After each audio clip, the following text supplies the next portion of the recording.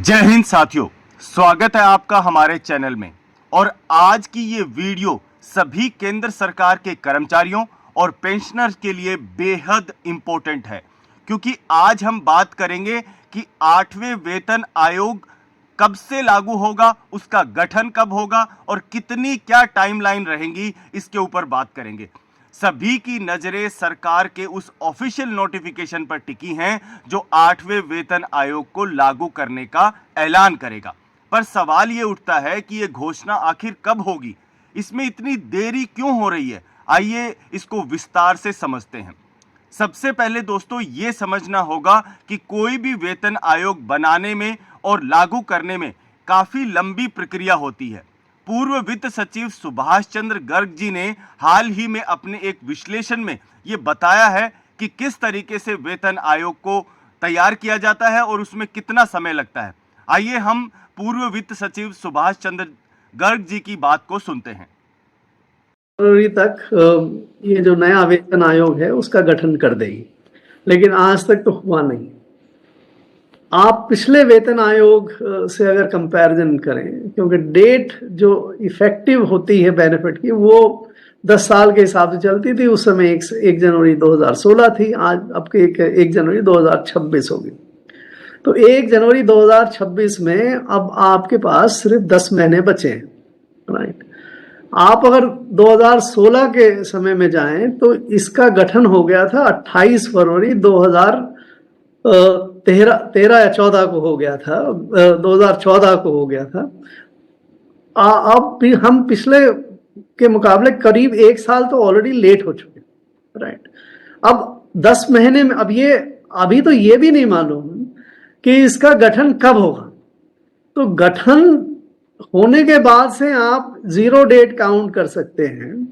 आप तकरीबन 1.25 से 1.5 साल, 15 से 18 महीने आप पे कमीशन को दे दीजिए और 6 महीने उसके बाद सरकार को दे दीजिए उस रिकमेंडेशन को प्रोसेस करने में। तो मेरे ख्याल से अभी 2 साल और लगेंगे कम से कम 0 डेट के बाद इस वेतन आयोग की रिकमेंडेशन को लागू करने के लिए। आज से अगर आप 2 साल देखते हैं तो 2027 हो जाता है। अगर आप 2027 में ये सब हो जाता है तो आपको बेनिफिट, जो कर्मचारी है वो 1 जनवरी 2026 से बेनिफिट मिल जाएगा। उसके बाद कुछ एरियर्स मिल जाएंगे। आप थोड़ा और अगर प्रैक्टिकल या पॉलिटिकल दृष्टिकोण से अगर आप देखें तो जैसे इसकी घोषणा भी हुई थी दिल्ली के इलेक्शंस में कि जब नोटिफिकेशन हो चुकी थी उसके बाद इसकी घोषणा हुई थी, इनफॉर्मल घोषणा एक तरह से कि भाई सरकार ने ये निर्णय ले लिया है कि वेतन आयोग का गठन किया जाएगा। तो आप अगर उस दृष्टिकोण से आप चलते हैं और अगले इलेक्शन 2029 में है तो 27 या 28 में निश्चित रूप से ये पे कमीशन का फैसला होके लोगों को जो भी बेनिफिट मिलना है वो मिल जाएगा। तो दोस्तों, जैसा आपने सुना कि गर्ग जी ने बताया कि कम से कम मिनिमम से मिनिमम 15-16 महीने का समय लगता है किसी भी वेतन आयोग को अपनी रिपोर्ट सबमिट करने में। इसके बाद सरकार को समीक्षा करने और विश्लेषण करने में 5 से 6 महीने चाहिए होते हैं। यानी अगर सरकार अभी मार्च महीने में भी इसका गठन करे तो भी इसकी रिपोर्ट आते आते मिड 2027 हो जाएगा। इतना समय जरूर लग जाएगा दोस्तों। लेकिन दोस्तों, यहां एक बड़ा सवाल यह उठता है कि अगर रिपोर्ट 2027 में आएगी, अभी मान ले हम कि अभी गठन हो जाए, 2027 में रिपोर्ट आएगी, तो क्या वेतन वृद्धि का लाभ भी तभी से मिलेगा? इसका जवाब है दोस्तों नहीं, क्योंकि 8वें वेतन आयोग को 1 जनवरी 2026 से ही लागू किया जाएगा, यह क्लियर है। यानी भले ही इसकी घोषणा कभी भी हो, 27 में या 28 में, पर कर्मचारियों को जो एरियर्स है वो 1 जनवरी 2026 से ही दिया जाएगा।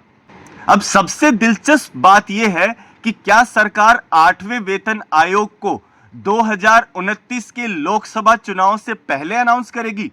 जी नहीं, गर्ग जी के मुताबिक सरकार इसकी घोषणा 2027 के लास्ट तक करेगी, जिससे 2029 के लोकसभा चुनाव के ठीक पहले कर्मचारियों को इसका लाभ मिलने लगे और सरकार के लिए पॉलिटिकल बेनिफिट का काम करे।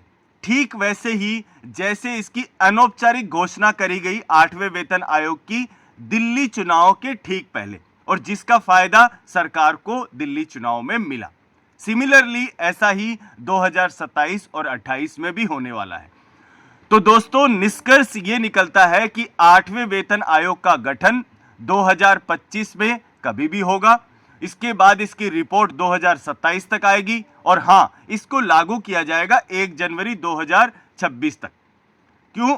उसके बाद जो भी एरियर होंगे कर्मचारियों के, उसको पूरा लाभ कर्मचारियों को ड्यू डेट से ही मिलेगा। हां दोस्तों, गवर्नमेंट जो है वो इसका चुनावी बेनिफिट लेगी, इसके हम ऊपर कुछ नहीं कर सकते। जो सरकार का डिसीजन है वो सभी को मान्य होगा।